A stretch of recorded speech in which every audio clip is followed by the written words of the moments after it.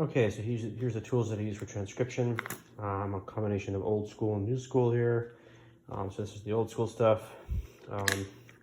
So I have a dry erase board with the staff on it. And I'll put everything in a link in the description. This allows me to figure out things, make sure they fit in bar lines, tap out rhythms, like ta ta ta ta ta ta ta ta. So on and so forth. Pencils, I use a combination of mechanical. These are, I guess, first year pencils. They're just thicker, and sometimes it helps when you're making notes instead of smaller pencils. Good staff paper, dry eraser, sharpener. This is a staff line I have for a journal, so if you want to take notes in the journal, you could use this stamping pad to stamp it.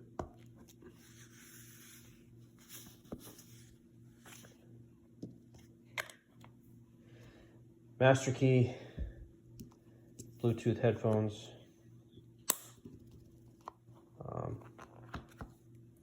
So master key to determine pitch. And of course a cap. You always need a cap. Transcription is a lot easier when you have a cap. Or maybe not.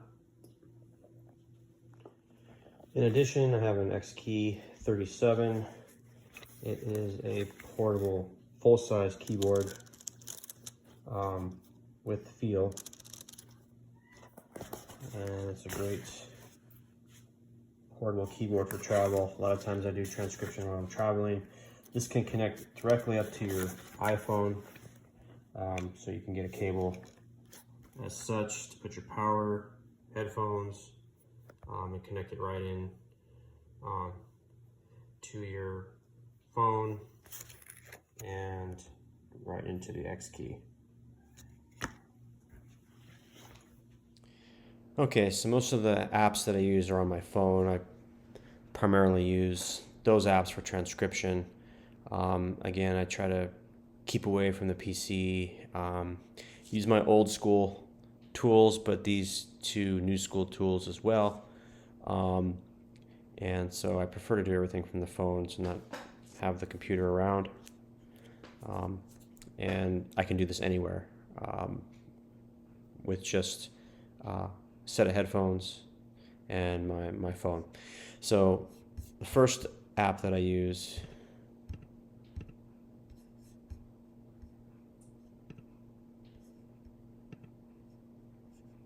it's called Amazing Slowdowner.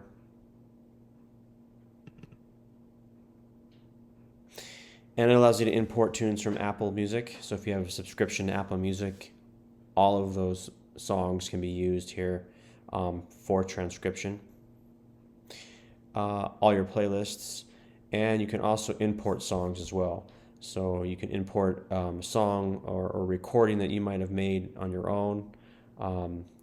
Any type of WAV file or MP3 file can be imported so you can transcribe it. So once you pick a tune that you want to work on,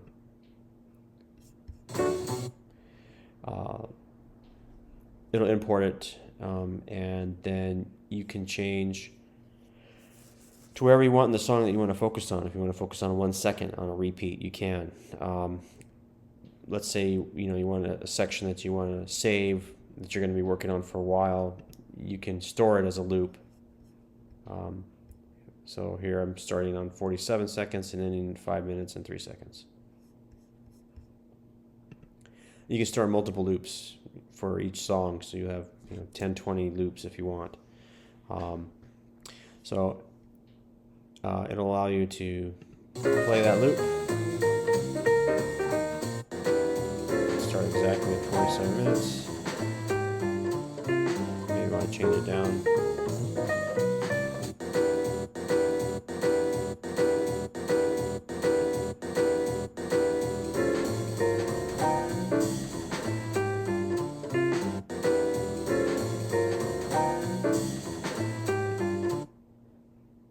You can change the speed as well.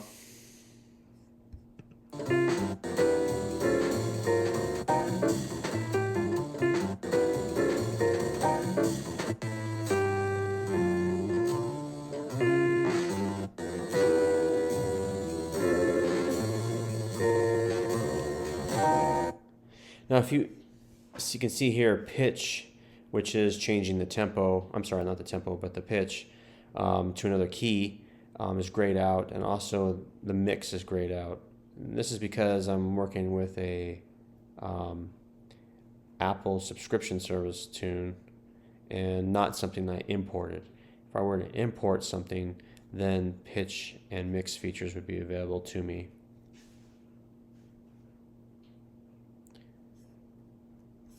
Next, I use Moises.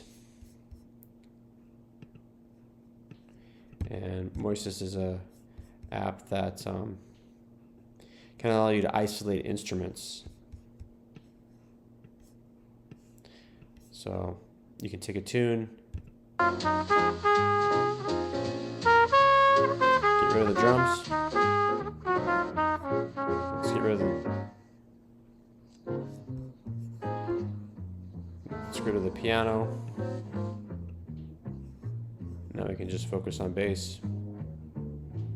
This is great since one of the problems with transcribing bass is that it's buried on these older tracks, and sometimes you really can't hear what's going on with the bass. So this allows you to focus on it.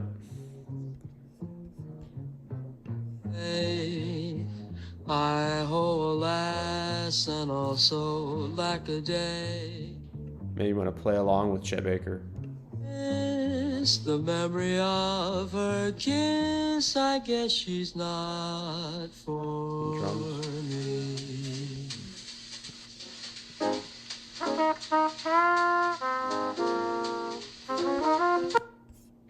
Very useful tool. So you can make a track from this, and you could be the bass player for this tune if you wanted to. So again, allows you to really isolate the bass for transcription, and then you can use it as a play along or see what you would do on a track.